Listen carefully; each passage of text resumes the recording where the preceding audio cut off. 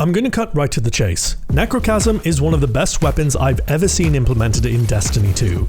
It's not because it transforms into a 900 RPM maniac. It's not because it's a monster in PvP that feels borderline broken. It's because it has a clear purpose, and everything about the weapon has been specifically tuned to execute that purpose in a way that's simultaneously very easy to pick up and very, very fun. And there's a few secrets about this gun that make it even more compelling.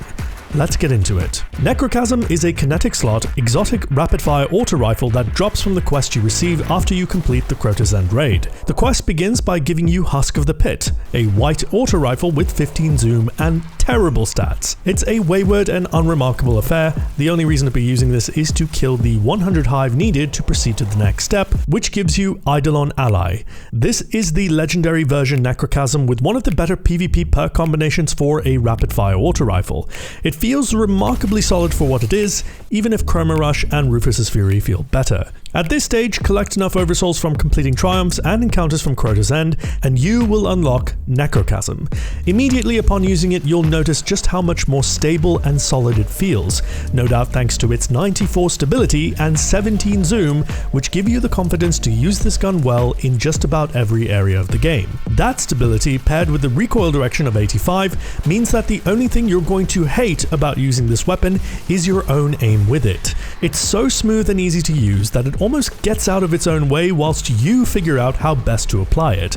Genuinely, your immediate concern will be how to continually proc the exotic perk, Desperation, because my word, is it a good one? Desperation is styled after the Desperado perk, but it adds a little more to the mixture. Like Desperado, there's an RPM boost, in this case from the base 720 RPM up to 900 RPM, which perfectly replicates how fast it used to shoot in Destiny 1.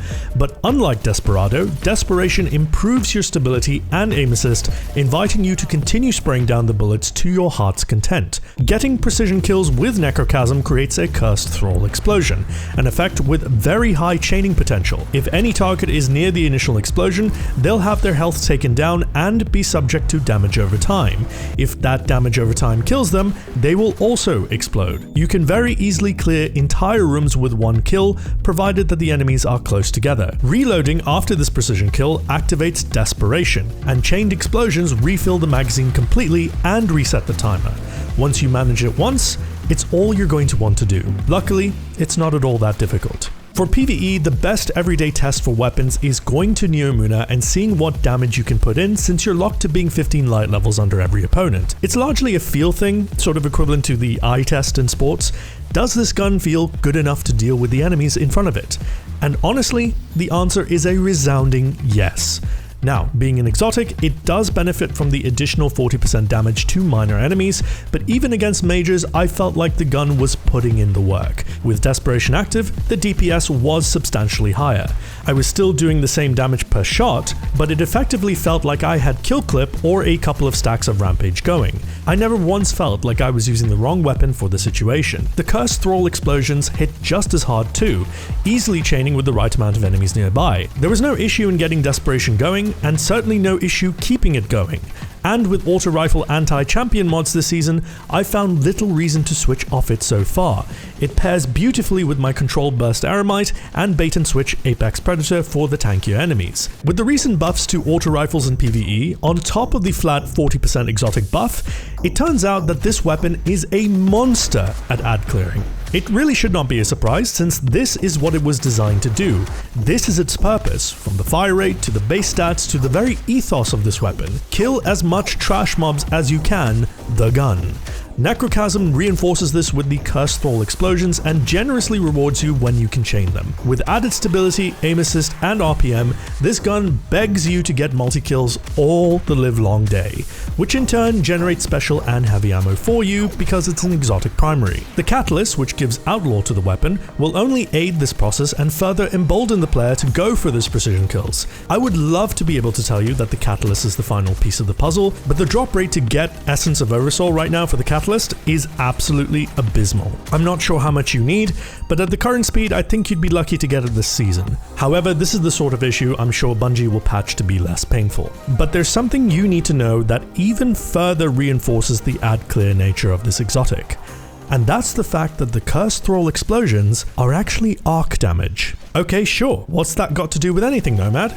I'll tell you right after you hit that subscribe button if you've been enjoying the video so far. Because look at how close we are to 100k, I mean look at it. And normally I don't do the whole like and subscribe thing because I believe we're past that as a society.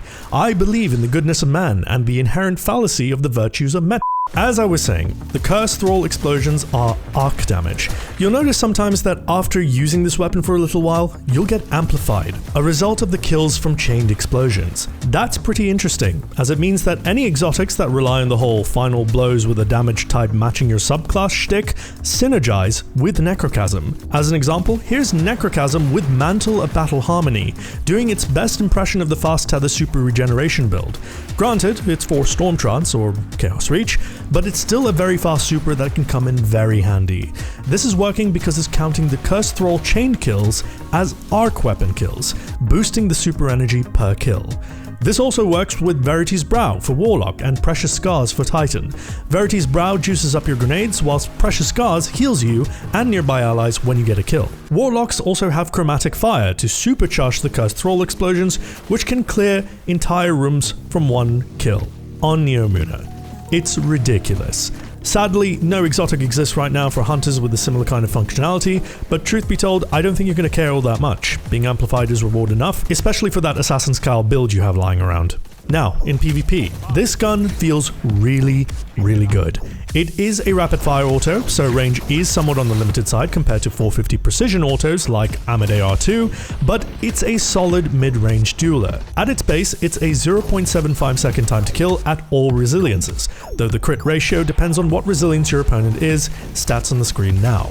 With Desperation active, the gun keeps the same damage profile but fires at 900 RPM to grant a 0.6 second time to kill. It still has the same bullet requirements since the values haven't changed, it just happens a lot faster. For comparison, Chroma Rush with Kill Clip requires 8 crits and 0 body at all resiliences for a 0.58 second time to kill. But with Desperation active, remember the gun has maxed out stability and higher aim assist. For all intents and purposes, Desperation functions like Kill Clip on crack.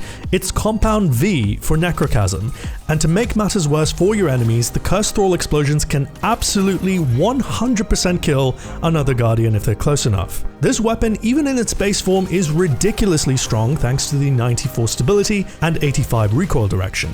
It is very easy to control through flinch, and keeping your aim on target is a simple affair, provided you're within range. That's the gun's main downside. Being a rapid fire, you do have to position yourself rather aggressively, which can leave you short-handed against SMGs, which are still very strong, and fusion rifles, which are even stronger. You will have to play on the front foot to get the most out of this weapon. It generally helps if you land the first bullet, because if you do, you have to work hard to not get the kill. On both M&K and controller, it's so easy to pick up and relatively easy to master given you understand its range limitations. My main pairing of choice with Necro has been a sniper, but fusions and shotguns also work when you need a close range one-hit kill option. There are two main downsides. One, it's not great on bigger maps which could benefit from a pulse, hand cannon or even a precision auto, and two, it does require you to be constantly on target. Savvy players at the tail end of comp or trials can easily counter this by playing back and peek shooting via cover. But that's a rapid fire auto thing, and it's hard to knock Necro for simply being one, because it's easily the best of its kind and far more versatile than any of its brethren. As of the making this video, the grind to obtain this weapon is absolutely brutal. If you didn't get it in contest mode, then you're likely not going to have it for some time until Bungie patches the Essence of Oversoul drop rates. With that in mind, the central question is it even worth the grind? In PvE, we've established that it's an ad-cleared monster. It's a primary that's actually worth running in high-end content, especially for seasons with a champion mod like Season 22 and Anti-Barrier. Because it handles ad-clear so well, it allows your specials to shine as the dedicated major and boss tools. It provides potency and balance in your setups, and the bonus interactions with certain exotics add some flavor to the already very spicy dish that's being served here. In PvP, if you can figure out the playstyle for a rapid fire auto, then the sky really is the limit. A 0.75 second TTK that turns into a 0.6 second TTK is no joke. Only the exotic SMGs of Huckleberry and Taraba overlap with it, and I'd say this is right up there with them due to having more range than the two of them. But it is still a rapid fire auto rifle at heart, and that's where you personally have to make a choice on your opinion about this weapon. Is the frame a deal breaker to you in how you like to play Destiny? Do you want your primaries to have more range or more damage per bullet? Do you prefer the range flexibility of precision autos in PvP? Do you play Gambit? If you do, I'm so sorry. Because if there's any doubt, this gun won't suit your needs. For me and reviewing this weapon, I can't sit here and write it off because it's a rapid-fire auto rifle. That's not particularly fair in the weapon and what kind of experience it's actually providing here. It took me a little bit to get used to it, but the fact of the matter is that once I understood where best to apply Necrochasm, I found myself using a weapon with virtually no downsides. This is as perfect an experience as you could hope for. It's legitimately S tier in PvE, and in the right hands, this is in the halls of elite for PvP. It's a perfect weapon, and it is absolutely worth the grind. Thank you for watching, and thanks to the patrons for continuing to make these videos possible. I'm Ascendant Nomad, and I'll see you next time. Cheers.